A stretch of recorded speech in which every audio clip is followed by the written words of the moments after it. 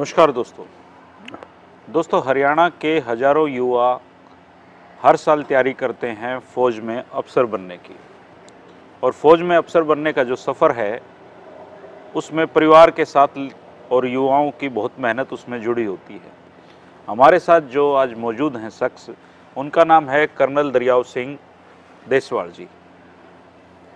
रोहतक में जो MDU university है उसमें एक युवाओं का स्किल सेंटर है और उस स्किल सेंटर में काफ़ी लंबे समय से युवाओं को ऑफिसर बनने के गुर सिखा रहे हैं कर्नल देसवाल जी। आज जब मैं आया तो इनसे मुलाकात हुई और आज हम कर्नल साहब से जानेंगे कि सेना में अफसर बनने का रास्ता कैसे तय किया जा सकता है। वो बहुत काम का ये इंटरव्यू है उन लोगों के लिए जो सेना में जाना चाहते हैं। सबसे पहले तो कर्नल साहब आपका स्वागत है। मैं सभी सुनने वालों को जय हिंद करता हूं और मैं अपने हरियाणा वाले बच्चों से और सभी जितने भी हमारे नागरिक हरियाणा के, उनसे काफ़ी जुड़ा हुआ हूं। और मैं खुद किसान भी रहा हूं, जवान भी रहा हूं और अभी यूनिवर्सिटी में आने के बाद में थोड़ा सा मुझे लगता है मैं थोड़ा विद्वान भी हो गया हूं। जहां तक बच्चों को गाइडेंस देने का मेरा अनुभव है उसके द्वारा मैंने काफ़ी कुछ सीखा है यहाँ से जी। मेरा जो यहाँ पे जो मैं शुरू में MDU में आया था 2008 में, तो मैंने ये रियलाइज़ किया कि जो हमारे गांव के बच्चे हैं और जितने भी छोटे छोटे शहर हैं वो भी बिग, उनको मैं कहूँगा गांव है वो, और उन बच्चों के लिए अगर वो डिफेंस में जाना चाहें तो मैं बिल्कुल थोड़े से अरसे में मैं उनको बातें बताऊंगा जो कि अगर वो ध्यान से सुनेंगे तो उनको ज़रूर इसका फ़ायदा होगा जी। कोई भी बच्चा अगर डिफेंस में जाना चाहता है, पहले तो मैं बताऊंगा उसकी जो एंट्रीज हैं, उसकी जो एजुकेशनल क्वालिफिकेशन है, एलिजिबिलिटी है, वो क्या क्या है जी। जो जब बच्चा 11th एंड 12th में होता है तो उसी टाइम उसको ये प्लान करना चाहिए कि मैंने फौज के अंदर अफसर बनना है। अच्छा। तो उस टाइम पे 11th में उस बच्चे को उसके जो सब्जेक्ट हैं वो ऐसे लेने चाहिए जो कि उसको NDA में जब एंट्री होगी तो वो सब्जेक्ट उसको हेल्प करेंगे। वो है नॉन मेडिकल जी। क्योंकि जो NDA का जो सिलेबस है वो 11th एंड 12th में जो भी सिलेबस कवर होता है वो आता है और उसमें मैथ सबसे ज़रूरी है। 300 मार्क्स का मैथ आता है जी। जिस बच्चे का मैथ 11th एंड 12th में अच्छा है वो जनरली बच्चा NDA को रिटन को क्लियर कर जाता है जी। दूसरा, जो बच्चा फौज में 10+2 के बाद में डॉक्टर बनना चाहता है, लड़का है लड़की दोनों जी, वो उसको बॉटनी, बायोलॉजी, मेडिकल सब्जेक्ट लेने चाहिए। अच्छा। ताकि वो 10+2 के बाद में आर्म फोर्स मेडिकल कॉलेज के लिए एंट्री होती है, उसके लिए अप्लाई करे, रिटन एग्जाम होगा, उसके बाद में उसका इंटरव्यू होगा। वो बच्चा अगर अपनी पढ़ाई में अच्छा है तो वो ज़रूर वो मेडिकल के लिए उसको सफलता मिलेगी। और जहाँ तक NDA का सवाल है, जो बच्चा मैथ में अच्छा होगा और दूसरे सब्जेक्ट जो सिलेबस है 11th एंड 12th का जो CBSE सिलेबस है उसमें अच्छा होगा तो वो उसको NDA रिटन को क्लियर करेगा जी। जहाँ तक SSB का सवाल है, SSB में हम आपको एक बेसिक बात बताते हैं कि SSB वाले आप में क्या देखना चाहते हैं कि आपकी सोच, आपका करनी और कथनी, मतलब थिंकिंग, डूइंग एंड स्पीकिंग, अगर ये तीन चीज़ आपकी अच्छी हैं तो आपको NDA में ये जो SSB है उसमें आपको कोई नहीं रोक सकता। ओनली थिंग कि आपका मेडिकली या फिजिकली फिट होने चाहिए और जहाँ तक आपकी सोच है, करनी है और आपकी जो बोलना है, वो तीनों चीज़ें अगर ठीक हैं तो आप NDA को आसानी से क्लियर कर सकते हैं जी। दूसरी एंट्री है जो आपकी ग्रेजुएशन के बाद में। सबसे पहले तो मैं बताऊंगा टेक्निकल एंट्री। जो बच्चे टेक्निकल एंट्री में वो बच्चे जा सकते हैं जो BTech वगैरह अपने अपने अलग अलग सब्जेक्ट्स में कर रहे हैं, चाहे वो कंप्यूटर है, चाहे मैकेनिकल इंजीनियरिंग है, चाहे सिविल इंजीनियरिंग है या इंफॉर्मेशन टेक्नोलॉजी है। वो बच्चे टेक्निकल ग्रेजुएट कमीशन एंट्री होती है, उसमें जब फाइनल ईयर में हो, फाइनल सेमेस्टर में, तो वो उसके लिए अप्लाई कर सकते हैं। साल में 2 बार निकलता है, उसके लिए अप्लाई करें। उनके लिए कोई रिटन एग्ज़ाम नहीं होता, उनका डायरेक्ट SSB आता है जो वो उसमें अप्लाई करते हैं। तो उसमें SSB चाहे वो NDA के बाद में है चाहे ग्रेजुएशन के बाद में, SSB में सेम चीज़ देखी जाती है, आपका सोचना, करना और बोलना जी। वो अगर बच्चे का अच्छा है उसके बाद में और दूसरे कुछ एक सवाल उनके अपने जो सब्जेक्ट है उसके बारे में इंटरव्यू ऑफिसर पूछता है, वो जरूर उसको क्रैक कर जाएगा। जहाँ तक आर्ट्स वाले का सवाल है, जो ग्रेजुएशन करता है उसके लिए रिटन एग्ज़ाम होता है, कंबाइंड डिफेंस सर्विसेज का रिटन एग्ज़ाम है यूपीएससी के थ्रू। उसमें अप्लाई करो, 2 बार साल में उसकी ऐड निकलती है, उसमें अप्लाई करें, रिटन क्लियर करें, और रिटन क्लियर हो जाता है उसके बाद में वो आप एसएसबी के लिए जा सकते हैं। सीडीएस का जो रिटन है वो जनरल इंग्लिश, जनरल नॉलेज और 10th लेवल तक का मैथ आता है उसमें। वो एलिमेंट्री मैथ टाइप होता है, वो इतना मुश्किल नहीं है। जो बच्चा नॉर्मल 10th में जिसका मैथ ठीक है वो उसको क्लियर करेगा। और सीडीएस को के बाद में जो एसएसबी में जाते हैं बच्चे, एसएसबी में सेम वही चीज़ें होती हैं जो एनडीए के लिए भी और जो टेक्निकल एंट्री के लिए भी, और उसमें सोचना, करना और बोलना।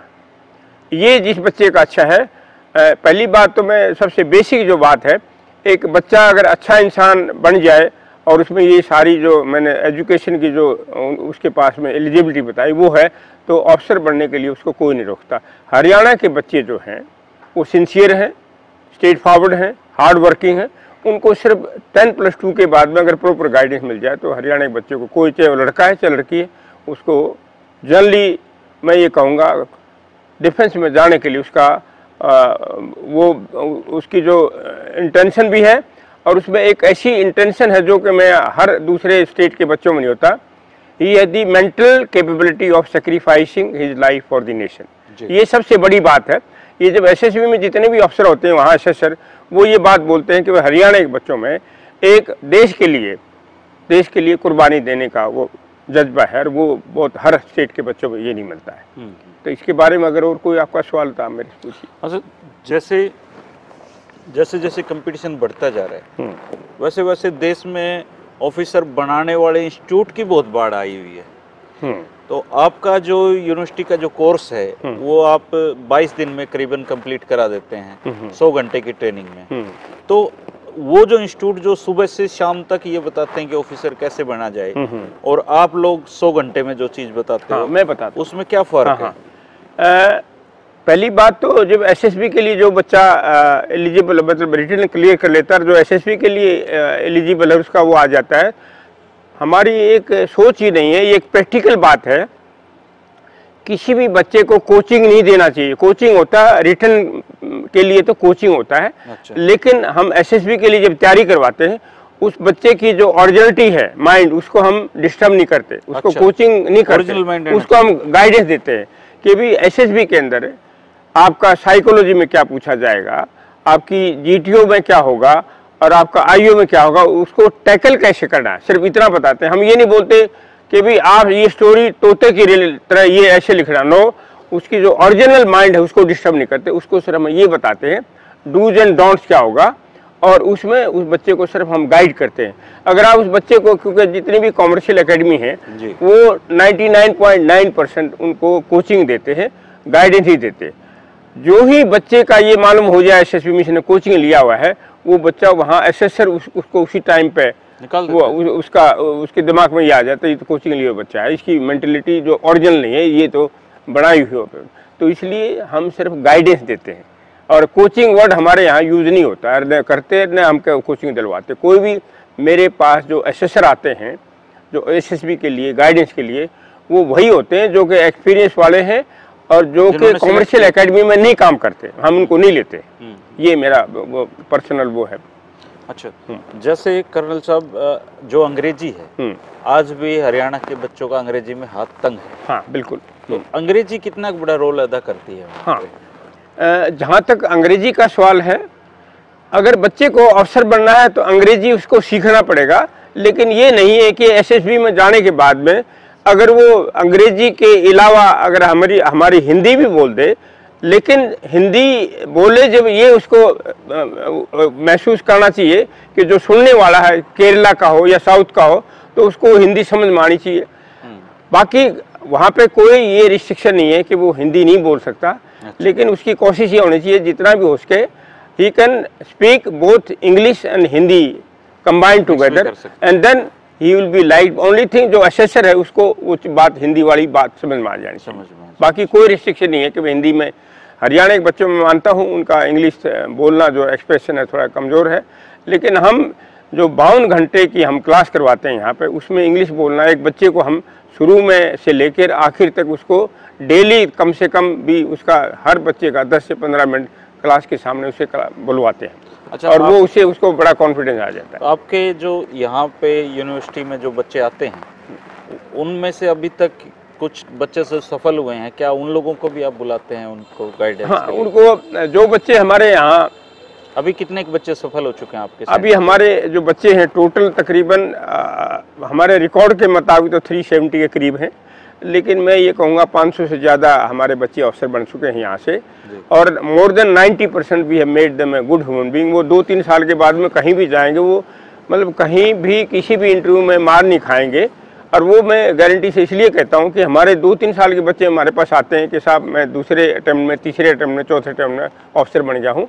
अगर फौज में नहीं बना तो पैरामिलिट्री फोर्स में आ गया हूँ, कोस्ट गार्ड में आ गया हूँ, ऑफिसर बन गया हूँ। तो तकरीबन हम ये कोशिश करते हैं, और मैं पहले अपने ओपनिंग एड्रेस में यही बोलता हूँ, हम यहाँ आपको सबसे पहले एक अच्छा इंसान बनाएंगे। अच्छा इंसान बन गया तो आप कुछ भी बन सकते हो। तो आपकी जो ट्रेनिंग है वो क्या यूनिवर्सिटी के बच्चों के लिए है या बाहर से भी बच्चे आ सकते हैं? हमारी प्रायोरिटी यूनिवर्सिटी के बच्चों की जो रेगुलर स्टूडेंट हैं उनके लिए है, और दूसरी फिर प्रायोरिटी है जो एक्स स्टूडेंट हैं। और अगर बाई द वे हमारे पास 30 की टोटल वैकेंसी, उसमें कोई वैकेंसी हो तो हम बाहर वाले को, अगर कोई बच्चा है तो हमारे पास जिसका SSB आया हुआ है उसको भी हम उसकी एडमिशन फीस कितनी है? हमारे पास 3 कैटेगरी की हम जो फीस लेते हैं। 3 प्रकार के बच्चे होते हैं। जो रेगुलर स्टूडेंट हैं उनसे 3600 लेते हैं, और जो एक्स स्टूडेंट उनसे 4600, और जो बाहर के हैं उनसे 5600। हम एक बच्चे पे 12,000 रुपये, 12 से 14,000 रुपये खर्च करते हैं यूनिवर्सिटी करते हैं। हाँ, और बाकी पैसा यूनिवर्सिटी का हम प्रपोजल डालते हैं शुरू में कितने बैच चलाएंगे, वो पैसा बजट में अप्रूव हो जाता है DYW मीटिंग से, वाइस चांसलर साहब उसके चेयरमैन होते हैं, और वो बाकी पैसा हम यूनिवर्सिटी से वो दिया जाता है। और ये जो फीस हम DYW के अकाउंट में जमा करवा देते हैं, जो बच्चों की फीस आती है। जी जी। हाँ, ये और पूछिए।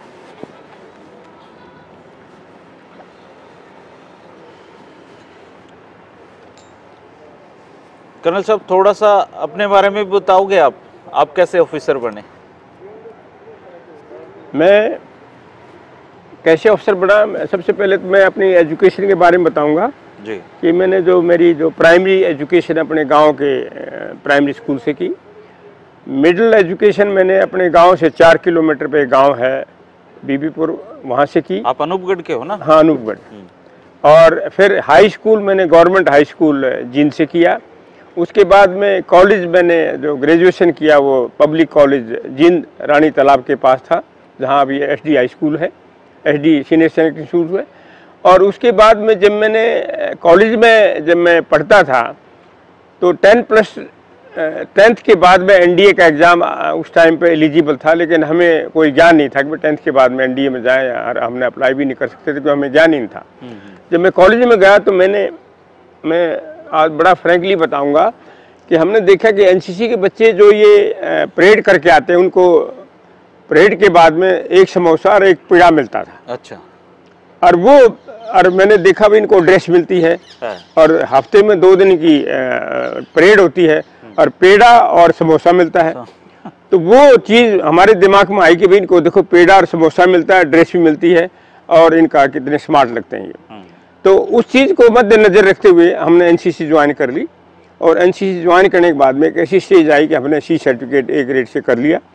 और कुरुक्षेत्र के अंदर, बिकॉज हमारा जो कॉलेज था वो एफिलिएटेड टू कुरुक्षेत्र यूनिवर्सिटी था, वहाँ पे कैंप लगा पूरे senior division, junior division, girls boys. और वहाँ पे कुरुक्षेत्र में मेरी यूनिट की तरफ से मेरे को बेस्ट कैडेट का नाम दिया कि भाई आप हमारी यूनिट की तरफ से बेस्ट कैडेट के कंपटीशन में भाग लोगे। और मैं भगवान की दया से उस टाइम पे मैं ये नहीं कहूँगा, मैं खुद सेखी नहीं मारूँगा, लेकिन अच्छा खान पान था, अच्छी सेहत थी। मैं NCC के उस कंपटीशन में मेरी ड्रिल अच्छी थी, बाकी सारा टर्नआउट सब कुछ ठीक था, और मैं बेस्ट कैडेट डिक्लेयर हुआ। और वाइस चांसलर हरद्वारी लाल उस टाइम पे जो थे, उन्होंने मेरे को स्टेज पे जो पूछा 2 बातें। उन्होंने इंग्लिश में पूछा विच विलेज यू बिलोंग टू, मैंने हिंदी में बताया, सावधान होकर खूब ऊँचा बोला कि जी मैं गांव अनूपगढ़ का रहने वाला हूं। उन्होंने पूछा भाई व्हाट इज योर एम, मैंने कहा जी मैंने आर्मी ऑफिसर बनना है। उन्होंने मेरे को 2 बातें बोली कि बेटा आप अगर 2 बातें सीख लो, 2 बातें कर लो, वो है आपकी स्पोकन इंग्लिश, कम्युनिकेशन स्किल और आपकी जनरल नॉलेज, करंट अफेयर्स। बाकी मेरे एक्सपीरियंस से मैं देख सकता हूँ आप अफसर बनने के लायक हो और आप अफसर बनोगे अगर ये 2 चीज़ें आप कर लो। वो मेरी बात मेरे दिमाग में खटकी और उसके बाद में मैं एग्ज़ाम देने के बाद में मेरा जो मिडिल स्कूल बीबीपुर का हेडमास्टर था, वो हेडमास्टर हाई स्कूल का कुराड़ नरवाना के पास वो चले गए थे।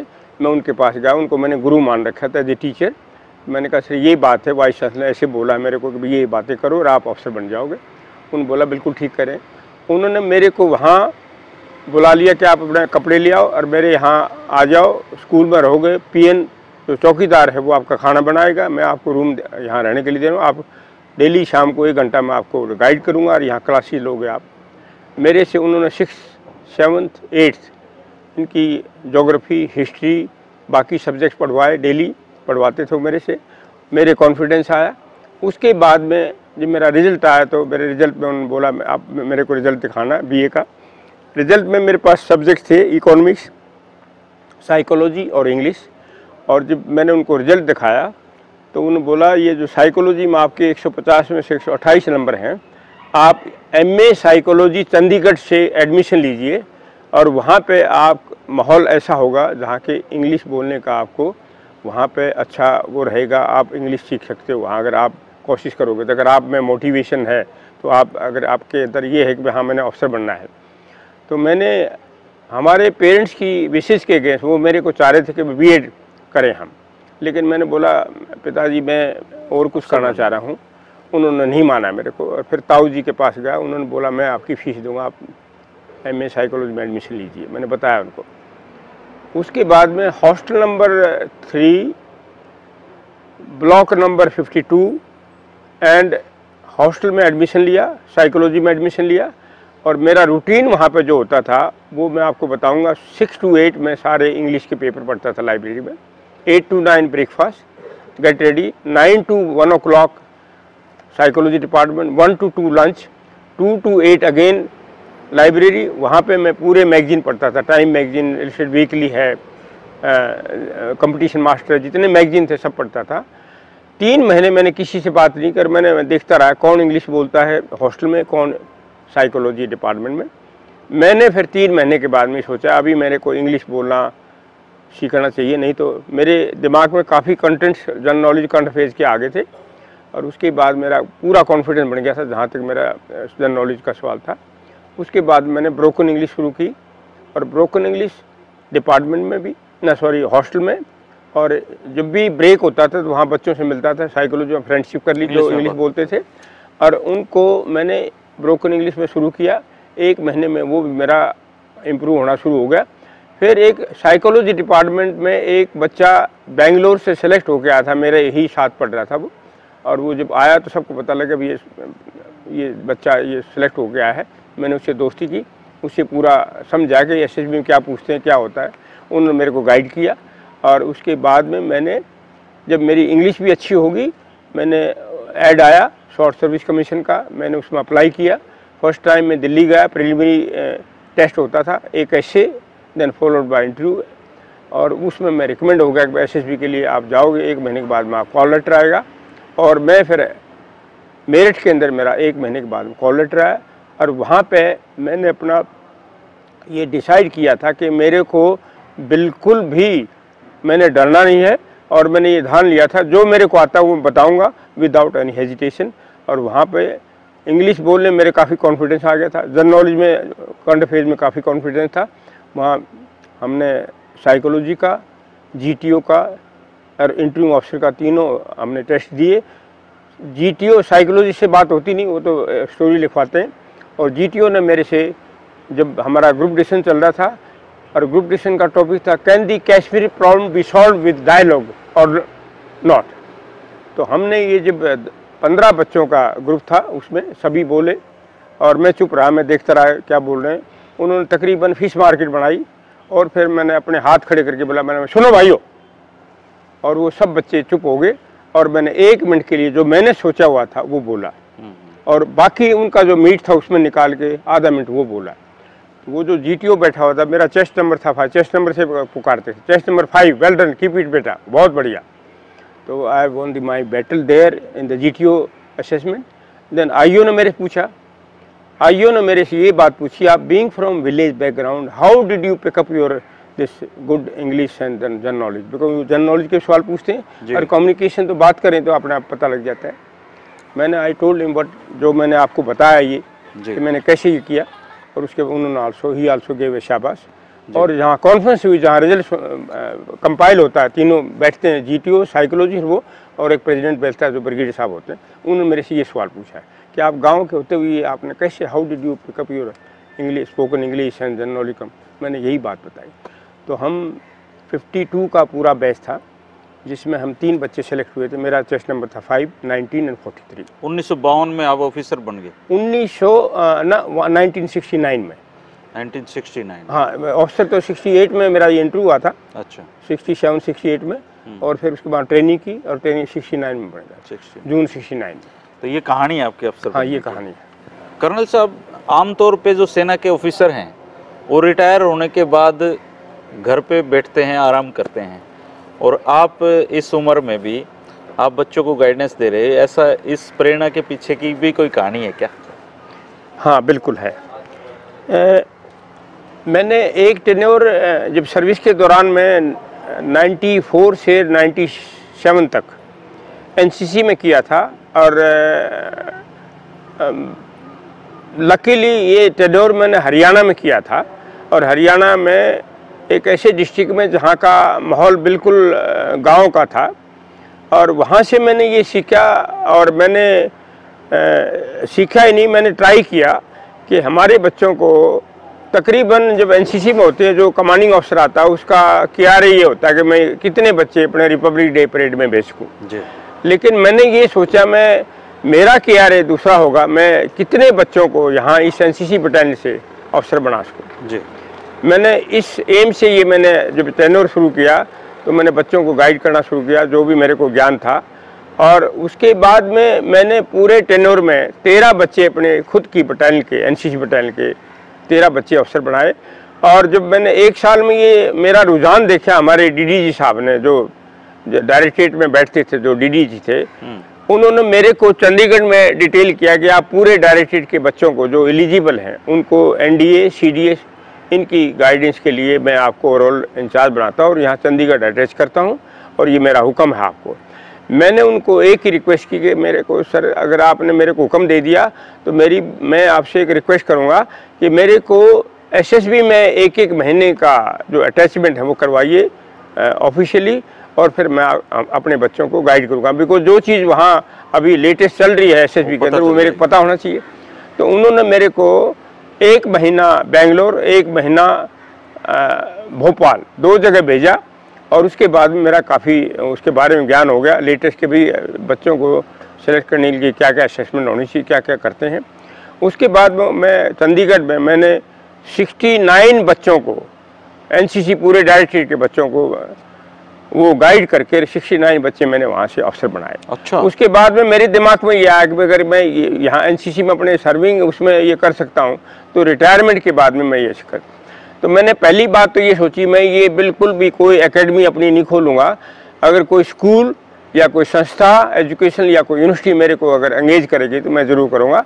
और मैं उसके बाद में मैं कहूँगा मैं बड़ा भाग्यशाली रहा हूँ इस बात से। जब मैं रिटायर हुआ तो रामनिवास बिरदा जो कि सूरजमल मेमोरियल एजुकेशन सोसाइटी के प्रेसिडेंट थे, उन्होंने मेरे बारे में पता किया कि भाई इस तरह एक अफसर रिटायर हुए हैं, हमें एक यहाँ डिफेंस विंग खोलना है हमारे महाराजा सूरजमल इंस्टीट्यूट जनकपुरी में। तो उन्होंने मेरे से कांटेक्ट किया और मेरे से मिले और उन्होंने मेरे को अपना विज़न बताया कि कर्नल साहब मैं ये सोचता हूँ गांव वाले बच्चों को बुला के हम यहाँ, हमारे पास फैसिलिटी है, क्लासरूम है, हॉस्टल है, गर्ल्स का अलग है, बॉयज़ का अलग है। मैंने वहाँ पे जब रामनिवास बिरदा जी ने बताया कि भाई आप ये करवा सकते हो, मैंने कहा सर मैं करवा सकता हूँ, लेकिन मैं संस्था की तरफ से कोई इंटरफियरेंस नहीं होना चाहिए। जो जो मेरे को फैसिलिटी चाहिए यहाँ पे, मेरे पर्सनल उसके लिए नहीं, जो जो इस सेंटर को चलाने के लिए फैसिलिटी वो मुझे दे देना। मुझे कोई तनख्वाह या कोई ऑनरेरियम या रेम्यूनरेशन नहीं चाहिए। मैं सिर्फ यहाँ जो बच्चे आएंगे उनको प्रॉपर सारी फैसिलिटी होनी चाहिए, और जो मेरी फैकल्टी पढ़ाने वाले आएंगे उनका भी देखभाल अच्छी होनी चाहिए, ताकि उनको ये लगे कि भाई यहाँ एक ऐसा इंस्टीट्यूट है जिसमें हमारी रेस्पेक्ट हो रही है, वो उसका मुझे अच्छा लगेगा। तो उन्होंने मेरे को पूरा बताया कि भाई आपको कोई इंटरफेरेंस नहीं करेगा, आप अपना एस्टेब्लिश करवाइए। मैंने वहाँ पे मेरे को उन्होंने ऑफिस दे दिया और मैंने अपना आउटडोर हॉस्टल बना लिया वहाँ पे। उसके बाद में चालू कर दिया। 4 साल में मैंने वहाँ पे 167 बच्चे अफसर बनाए। अच्छा। हाँ, सूरजमल मेमोरियल एजुकेशन सोसाइटी 4 साल में मैंने 167 बच्चे अफसर बनाए। उसके बाद मेरा और एक्सपीरियंस हो गया। आरपी हुड्डा जो वाइस चांसलर थे फॉर्मर, उन्होंने मेरे को फिर कॉन्टेक्ट किया, क्योंकि वहाँ का किसी वजह से वो लीज पे था वहाँ का, उनकी जो लैंड है, और स्कूल खोल लिया उन्होंने बगैर परमिशन के, वो उनको डिमोलिश करना पड़ा। और फिर मेरे को आरपी हुड्डा ने कॉन्टेक्ट किया, उन्होंने मेरे को यहाँ बुलाया। उनका भी कौन साहब ये जो हाँ 2008 में उन्होंने मेरे को यहाँ बुला कर वो इसी में फैसला करके उसको मेरे को एंगेज किया कि भाई यहाँ आप बच्चों को गाइड करो। तब से मैं यहाँ। तो गांव का कोई आदमी आके आपसे मिल सकता है, ले सकता है राय? हाँ बिल्कुल, क्यों नहीं ले, कोई दिक्कत नहीं है? कोई दिक्कत, मेरे सेंटर में आओ। अच्छा। हाँ, कोई दिक्कत। तो इसमें सबसे बड़ा रोल मैं ये कहूँगा कि हमारे बच्चों की तरफ से और ख़ास करके आपकी आंटी की तरफ से मुझे बहुत सहयोग मिला है। उन्होंने अपने पर्सनल कंफर्ट सेक्रीफाइस किए हैं मेरे लिए। वो इसलिए कहूँगा कि जब मैं सर्विस के दौरान में तकरीबन हमारे इन्फेंट्री जो है जिसमें मैं था, तो हमारे को छुट्टी कम मिलती हैं, और मैं फील्ड में बहुत ज़्यादा रहा हूँ। वो इस वजह से रहा हूँ कि मैंने गांव में पिताजी के पास हमारे भाइयों के लिए वो उनको हेल्प करने के लिए पैसे भेजने पड़ते थे, और फील्ड में थोड़ा सा ज़्यादा मतलब थोड़े हाई एल्टीट्यूड अलाउंस वगैरह मिलते हैं। और आपकी आंटी ने बच्चों की देखभाल की, और मैंने वहाँ रह के अपने भाइयों को भी पढ़ाया। उनमें से एक और मेरा भाई अफसर बना, दूसरे भाई तकरीबन सारे अफसर लेवल के रिटायर हुए हैं, और जो नहीं पढ़ के वो दोनों अपने गांव में खेती करते हैं। और भगवान की दया से हमारे पिताजी और माताजी उन्होंने भी बहुत सहयोग दिया मेरे को, हर इनका इस जहाँ तक मैं पहुँचा हूँ अभी तक, उसमें ये उनका बहुत सहयोग रहा है मेरे लिए। और मैं बड़ा उनका जो आशीर्वाद था वो एक सबसे बड़ी ताकत थी मेरी। जी, शुक्रिया कर्नल साहब। हाँ, थैंक यू। दोस्तों, कर्नल साहब की बातें आपने सुनी होगी। मैंने सच बताऊं तो मेरे को तो मज़ा आ गया, और इत्तेफाक से कोई मुलाकात का समय तय नहीं था। कर्नल साहब मुझे इत्तेफाक से मिले, लेकिन बहुत ही शानदार व्यक्ति हैं। और आप अगर एमडीयू में आएँ तो कर्नल साहब से मिलकर, अगर आप ग्रामीण पृष्ठभूमि के हैं, आप चाहते हैं कि आपके बच्चे फ़ौज में अफसर बने, या फिर आप खुद सोच रहे हैं, और तो आप कर्नल साहब से आकर कभी भी गाइडेंस ले सकते हैं। ये सबके लिए उपलब्ध रहते हैं। क्यों कर्नल साहब?